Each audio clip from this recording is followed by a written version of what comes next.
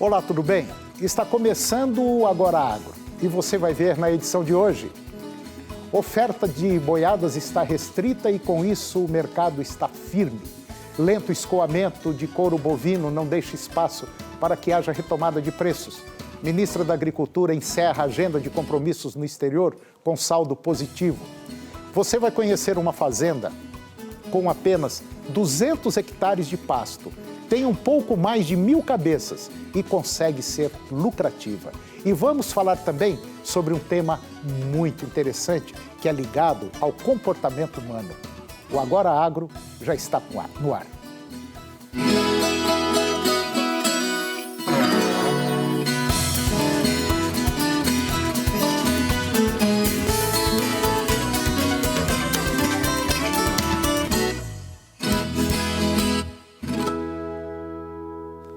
A oferta de boiadas está restrita e, com isso, o mercado está firme. Segundo o levantamento da Scott Consultoria, lá em São Paulo, na última segunda-feira, o boi gordo ficou cotado em média R$ 159,50 arroba livre de fundo rural, apesar de terem valores bem mais altos do que esse. Uma alta de 0,6% frente ao levantamento anterior. E também foram registradas altas de preços no norte de Minas Gerais e também Mato Grosso, Acre e no Espírito Santo.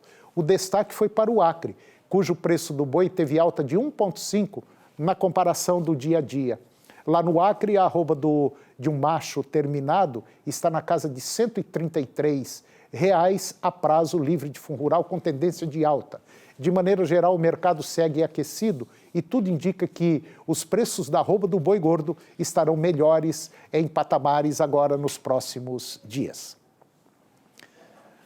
O lento escoamento de couro bovino não deixa espaço para que haja retomada de preços. O comum são empresas realizando negócios abaixo da referência para conseguir concretizar as vendas. Aqui na região Brasil Central, o couro verde está cotado em média 50 centavos o quilo, considerando produto de primeira linha. Em alguns casos, o couro verde é negociado abaixo de 25 centavos o quilo. Embora, nestes casos, o produto normalmente seja de qualidade inferior. No Rio Grande do Sul, o produto está cotado em 70 centavos o quilo. A expectativa é de que a baixa demanda pelo couro verde mantenha o mercado pressionado. Após 6 reuniões de trabalho com autoridades de governos e empresários locais, a ministra da Agricultura, Pecuária e Abastecimento, Tereza Cristina, encerrou agora, no último domingo, dia 15, a agenda de compromissos de 2 dias lá no Egito. E o governo egípcio anunciou que irá abrir o mercado de produtos lácteos brasileiros, como queijos, por exemplo. Os países iniciaram as tratativas para um convênio entre a Embrapa e Centro de Pesquisa Egípcio, e nesse encontro foi avaliado o caminho promissor entre os países e levantado assuntos como projetos de infraestrutura e logística para a segurança alimentar. No ano passado, as exportações agropecuárias do Brasil para 22 países árabes e integrantes da Organização para a Cooperação Islâmica, totalizando 55 nações, somaram mais de 16 bilhões de dólares, o que representa 19% do total das vendas externas do agro brasileiro, percentual superior ao que foi exportado para a União Europeia, 16%. Esses produtos mais vendidos foram açúcar, carnes, milho, soja e café. Estima-se que o comércio agrícola entre o Brasil e o mundo árabe pode crescer e chegar a 895 milhões de dólares. Os produtos em perspectiva são soja, que é farelo e grão, café verde, açúcar, fumo não manufaturado. Segundo a TIF Consultoria Agroeconômica, a tendência de os Estados Unidos se acertarem com a China surge no horizonte da conjuntura internacional e vai implicar em decisões que o produtor de soja brasileiro precisa tomar.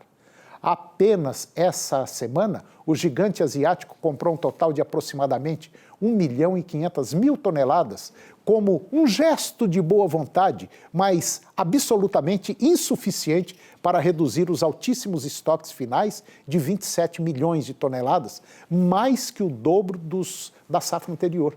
a China precisaria repetir essas compras por mais 10 vezes, pelo menos para realmente atingir aí os objetivos dos norte-americanos.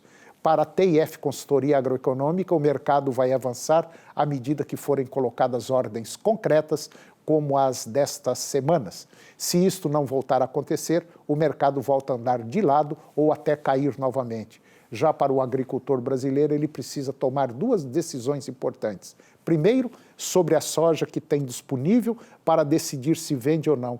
E segundo, sobre a área de soja a ser plantada para decidir se aumenta ou mantém a mesma ou então diminui. É muito difícil. E para decidir sobre a primeira, precisa saber se o preço volta a subir ou não.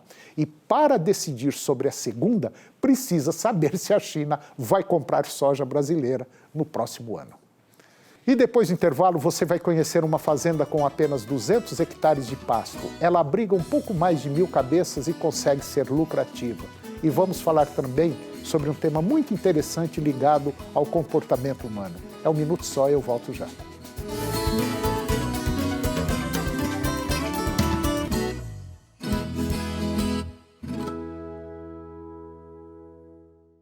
Em 2004, nasceu a Associação Filhos do Pai Eterno, a FIP, e veio com a missão de evangelizar, de espalhar o amor de Deus a todo o Brasil. Nasceu a partir do Santuário Basílica de Trindade para reunir, formar uma grande família de devotos do Divino Pai Eterno. E vive para trabalhar pelo próximo, para a vivência da fé, para mudar a vida das pessoas, se renovando no compromisso de cada um e na prática cristã. E tudo só acontece pelo seu apoio, pela sua doação. Faça parte desta família de amor. Associação Filhos do Pai Eterno. 62 3506 9800.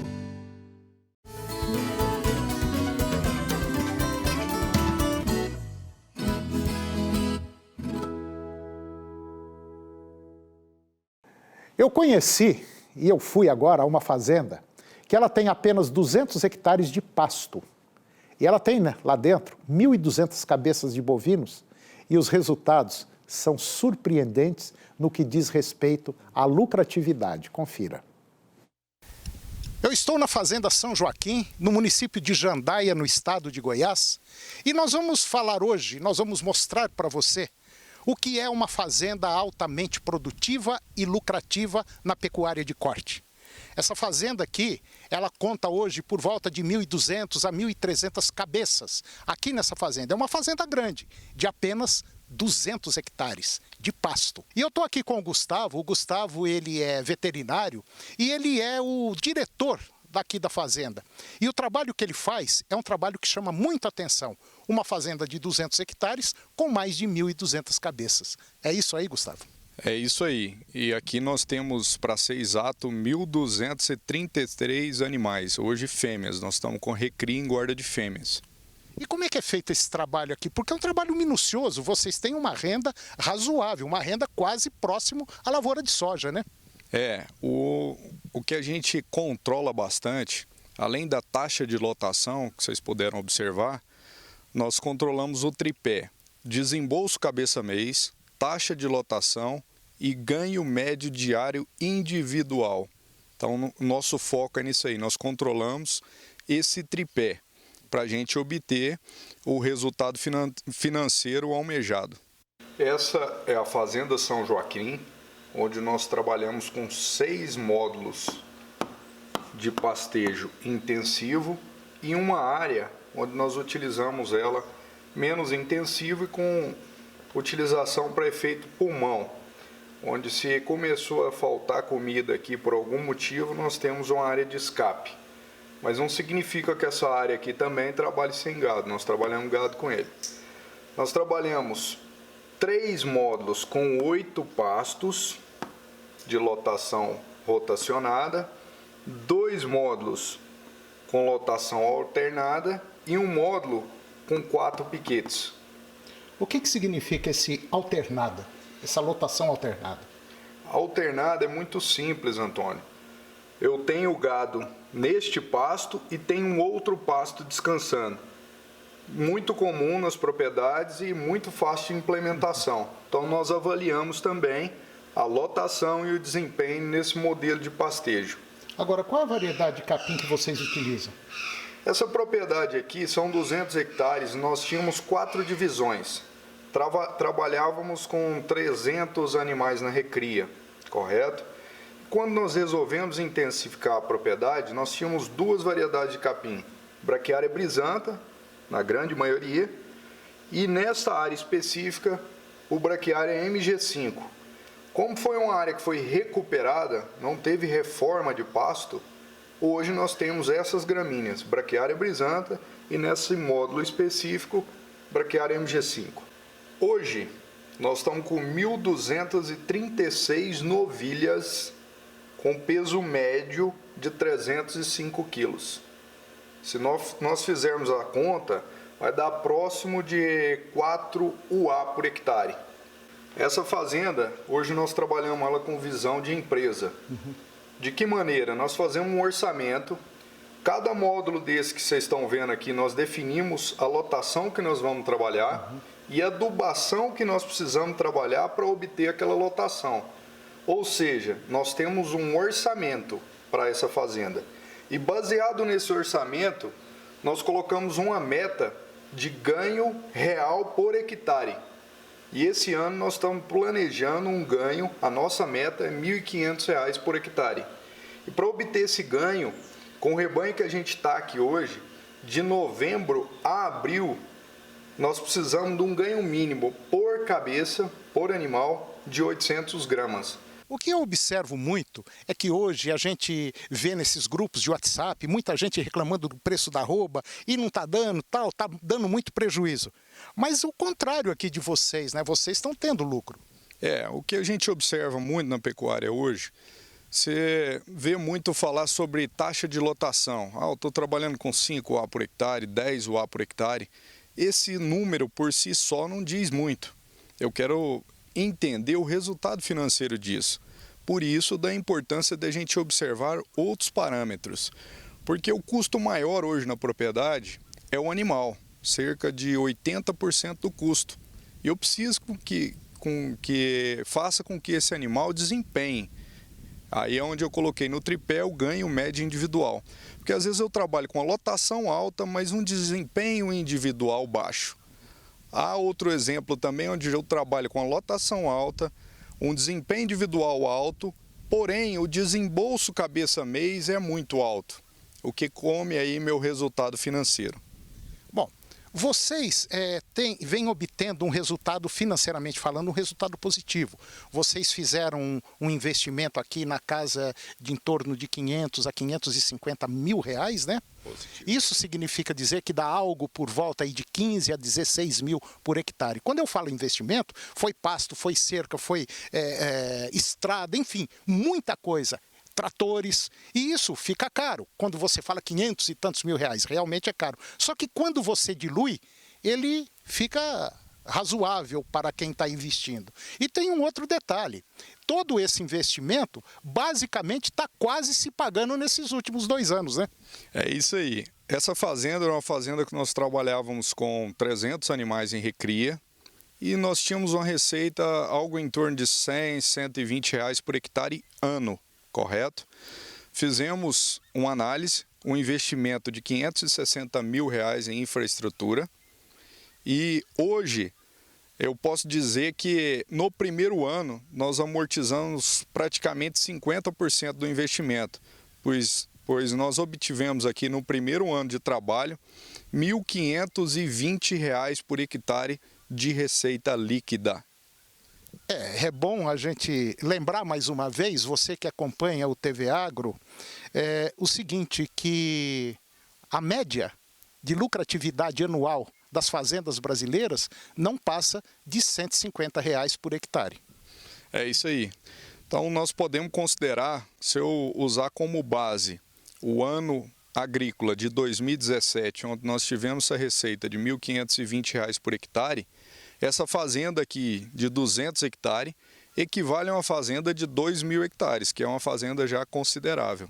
E o conceito aqui dos nossos funcionários, nós temos 2 funcionários nessa fazenda, é o seguinte: nós temos que produzir a forragem de qualidade colher no momento ideal, ou seja, no ponto ótimo de qualidade, correto? E ter eficiência na colheita. O que acontece muito na pecuária hoje, Antônio, é ineficiência de produção e de colheita.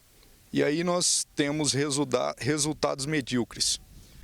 Gustavo, fica muito caro, é muito dispendioso para manter essa propriedade, vamos dizer assim, um brinco e altamente produtiva, como vocês estão fazendo?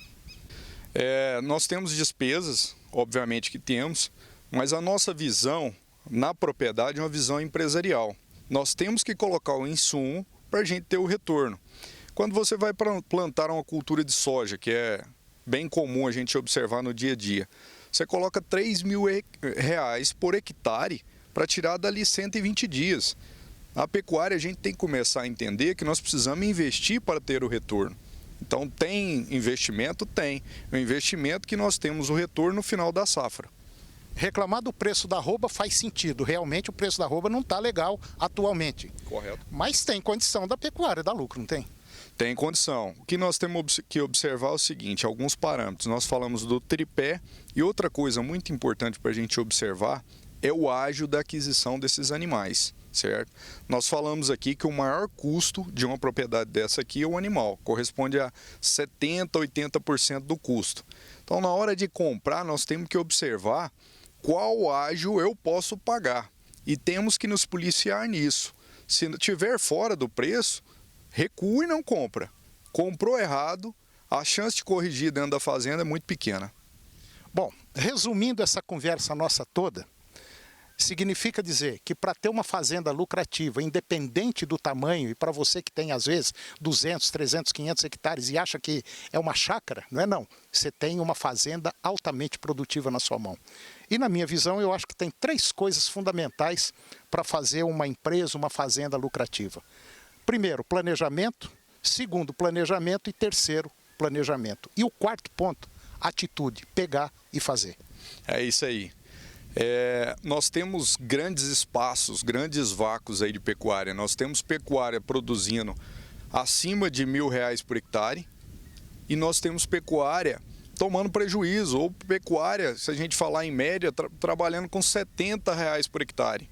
Isso aí está fadado ao fracasso, está fadado a comercializar essa propriedade mais para frente, a sucessão vem, não está aceitando mais esses ganhos, então nós precisamos igualar. Quem no mercado aceita produzir hoje 30 sacos por hectare de soja?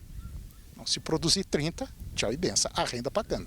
Pois é, na pecuária hoje nós aceitamos ter R$70 de lucro líquido por hectare ano. Não pode. Não pode, não deve.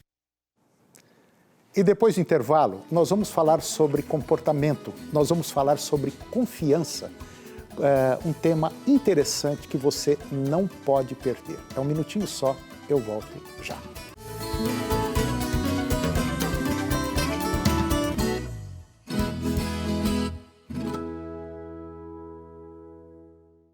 Em 2004, nasceu a Associação Filhos do Pai Eterno, a FIP, e veio com a missão de evangelizar, de espalhar o amor de Deus a todo o Brasil. Nasceu a partir do Santuário Basílica de Trindade para reunir, formar uma grande família de devotos do Divino Pai Eterno. E vive para trabalhar pelo próximo, para a vivência da fé, para mudar a vida das pessoas, se renovando no compromisso de cada um e na prática cristã. E tudo só acontece pelo seu apoio, pela sua doação. Faça parte desta família de amor. Associação Filhos do Pai Eterno. 62 3506 9800.